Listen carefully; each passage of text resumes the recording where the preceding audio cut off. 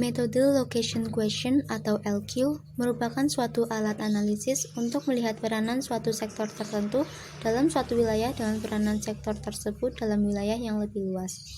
Metode ini mengacu pada teori ekonomi basis. Teori ekonomi basis mendasarkan pandangannya bahwa laju pertumbuhan ekonomi suatu daerah ditentukan oleh besarnya nilai dari kegiatan ekspor sebuah wilayah. Semakin besar kegiatan ekspor, semakin besar kontribusi nilai ekspor terhadap perkembangan kegiatan ekonomi lainnya.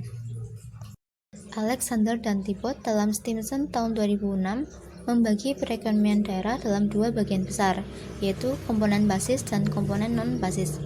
Komponen basis adalah kegiatan memproduksi barang dan jasa untuk keperluan konsumsi di luar daerah yang bersangkutan. Adapun kegiatan non-basis adalah kegiatan yang menyediakan barang-barang yang dibutuhkan oleh orang-orang yang bertempat tinggal dalam batas-batas perekonomian masyarakat yang bersangkutan. Keunggulan metode LQ antara lain, metode ini memperhitungkan ekspor langsung dan ekspor tidak langsung. Kemudian metode ini penerapannya sederhana dan tidak mahal, serta dapat digunakan untuk mengetahui sektor-sektor unggulan. Adapun kekurangan metode LQ, yaitu metode ini mengabaikan fakta bahwa sebagian produk nasional adalah untuk orang asing yang tinggal di wilayah tersebut. Metode ini berasumsi bahwa pola permintaan di setiap daerah identik dengan pola permintaan bangsa, serta karena penerapannya sederhana, maka seringkali keakuratan data tidak diperhatikan. Rumus LQ. Untuk menghitung nilai location question sektor I, maka kita perlu membagi output sektor I per output total di kabupaten atau kota dengan output sektor I per output total di provinsi dengan kriteria penggolongannya, yaitu jika LQ lebih dari 1, artinya sektor yang ada di daerah tersebut merupakan sektor basis yang mampu mengekspor hasilnya ke daerah lain. Jika LQ kurang dari 1, artinya sektor yang ada di daerah tersebut merupakan sektor non-basis dan cenderung mengimpor dari daerah lain. Adapun jika LQ sama dengan 1, artinya produk domestik yang dimiliki oleh daerah tersebut habis dikonsumsi oleh daerah itu sendiri. CORE atau Capital Output Ration sering disebut coefficient model. Konsep CORE tersebut dikenalkan melalui teori yang dikemukakan oleh Hart-Domar atau post-Keynesian. CORE ini merupakan perencanaan kebutuhan investasi yang menekankan tentang pentingnya investasi di dalam proses pertumbuhan ekonomi. Aspek investasi mempunyai peran ganda, diantaranya investasi menciptakan pendapatan dan investasi memperbesar kapasitas produksi perekonomian dengan cara meningkatkan stok modal. Teori pertumbuhan Harut-Domar menggunakan beberapa asumsi, diantaranya tabungan atau S besar adalah bagian dalam jumlah tertentu atau S kecil dari pendapatan nasional atau Y. Hubungannya dalam bentuk persamaan S besar sama dengan S kecil dikali Y. Yang kedua yaitu investasi atau I, didefinisikan sebagai perubahan dari persediaan modal yang diwakili oleh delta K, sehingga persamaannya adalah I sama dengan delta K. Akan tetapi, karena jumlah stok modal mempunyai hubungan langsung dengan jumlah pendapatan nasional atau Y seperti yang ditunjukkan oleh K kecil, maka K besar per Y sama dengan K kecil. Jumlah keseluruhan dari tabungan nasional harus sama dengan keseluruhan investasi, maka persamaannya adalah S sama dengan I. Kelebihan dan kelemahan dari CORE. Kelebihannya, faktor produksi selalu konstan, dapat diterapkan pada perekonomian secara keseluruhan dan pada beberapa sektor perekonomian terpilih. Untuk kelemahannya sendiri, diantaranya tidak dapat menjelaskan pertumbuhan ekonomi jangka panjang dan sangat tergantung pada teknik produksi yang digunakan. Untuk selanjutnya yaitu ada aspek shift share analysis. Aspek ini banyak diminati oleh para peneliti. Aspek ini digunakan untuk menganalisis dan mengetahui pergeseran dan peranan perekonomian di daerah, mengamati struktur perekonomian dan pergeserannya, dan juga mengkaji pergeseran struktur perekonomian daerah dalam kaitannya dengan peningkatan perekonomian daerah. Selanjutnya, dampak nyata pertumbuhan ekonomi daerah dapat juga dilihat berdasarkan model shift share yang sedikit lebih singkat dan mudah dipahami. Di sini keterangannya adalah EIJ merupakan tenaga kerja di sektor I daerah J. Kemudian EIJ Action merupakan tenaga kerja di sektor I daerah C pada tahun akhir pengamatan. Kemudian EIN yaitu tenaga kerja di sektor I nasional. Kemudian RIJ merupakan laju pertumbuhan sektor I di daerah C. Kemudian ada RIN yaitu laju pertumbuhan sektor I nasional. Kemudian ada RN laju pertumbuhan ekonomi nasional. Di sini didapatkan rumus yaitu pengaruh pertumbuhan ekonomi nasional yaitu NIJ sama dengan EIJ dikali RN. Kemudian selanjutnya ada pengaruh bauran industri.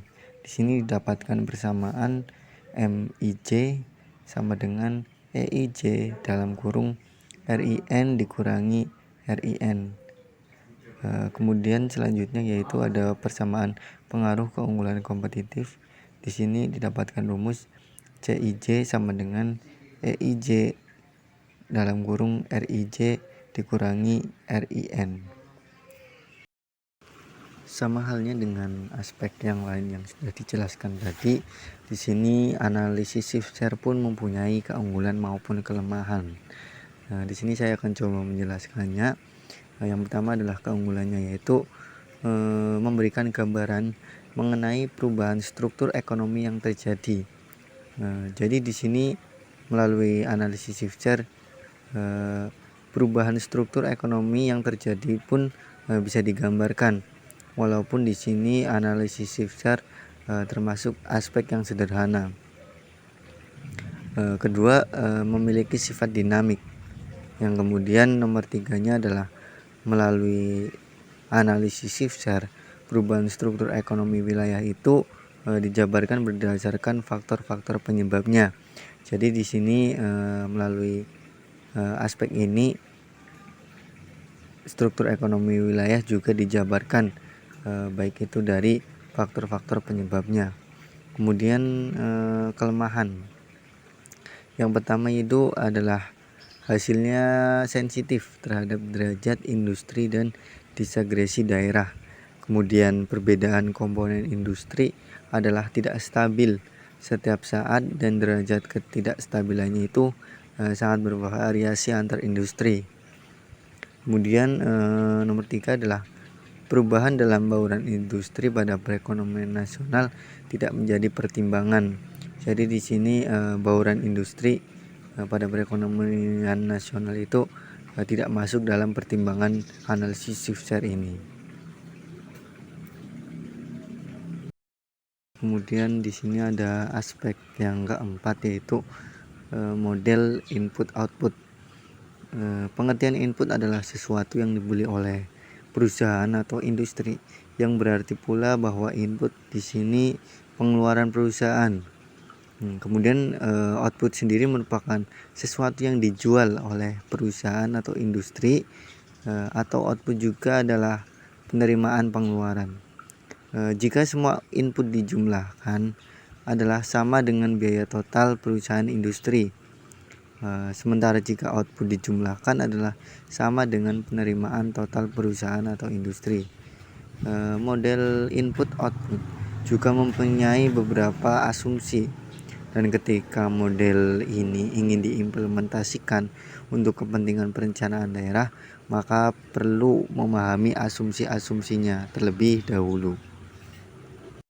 Seperti yang dijelaskan tadi, pada model input output itu mempunyai beberapa asumsi, dan ketika model ini ingin diterapkan atau diimplementasikan untuk kepentingan perencanaan daerah, maka perlu memahami asumsi-asumsinya terlebih dahulu. Di sini ada beberapa asumsi yang saya temukan, cuma di sini akan saya jabarkan 3 saja. Adapun asumsi-asumsi model input outputnya, yang pertama yaitu sektor yang masing-masing dapat dipecah menjadi subsektor. Jadi di sini sektor-sektor yang ada masih bisa dipecah menjadi beberapa subsektor. yang tentunya akan memudahkan dalam menggunakan model ini. Kemudian yang kedua adalah setiap industri hanya memproduksi satu produk yang homogen. Jadi pada model ini asumsinya adalah setiap industri itu hanya memproduksi satu produk yang dimana produknya itu sama atau homogen ya teman-teman. Kemudian selanjutnya ada harga, permintaan konsumen, dan persediaan faktor produksi adalah given. Pada gambar di atas menjelaskan bahwa pada baris mencatat 4 komponen input. Yang pertama, input antara, yaitu sektor-sektor produksi atau sektor 1 pertanian dan sektor 2 industri. Sektor-sektor produksi di sini merupakan sektor-sektor penjual. Yang kedua, nilai tambah yang terdiri atas labor atau L dan modal atau N. Yang ketiga, impor atau M. Dan yang terakhir, total input atau X. Pada kolom mencatat 3 komponen output. Yang pertama, sektor-sektor produksi, sektor 1 pertanian, sektor 2 industri, atau sektor-sektor ini merupakan sektor pembeli atau sektor permintaan antara. Yang kedua, sektor permintaan akhir yang terdiri atas sektor rumah tangga atau konsumsi C, sektor pemerintah atau konsumsi pemerintah G, sektor swasta atau investasi swasta I, dan sektor ekspor atau E. Yang ketiga, total output atau X. Dengan demikian, setiap baris mencatat jumlah penjualan dari sebuah sektor yang tertera pada kolom penjual ke berbagai sektor yang tertulis di bawah label pembeli. Yang selanjutnya, ada kelebihan dari model I.O. Yang pertama, mengetahui sektor yang pengaruhnya paling dominan. 2. Dapat memperkirakan dampak terjadinya perubahan permintaan akhir. Dan yang ketiga, dapat menyusun proyeksi variabel-variabel makroekonomi. Dan ada juga manfaat model I.O. memberikan perkiraan tentang tingkat produksi dan impor sesuai dengan permintaan akhir, membantu pengalokasian investasi yang dibutuhkan untuk mencapai tingkat produksi, dan kebutuhan akan tenaga kerja terdidik untuk setiap sektor.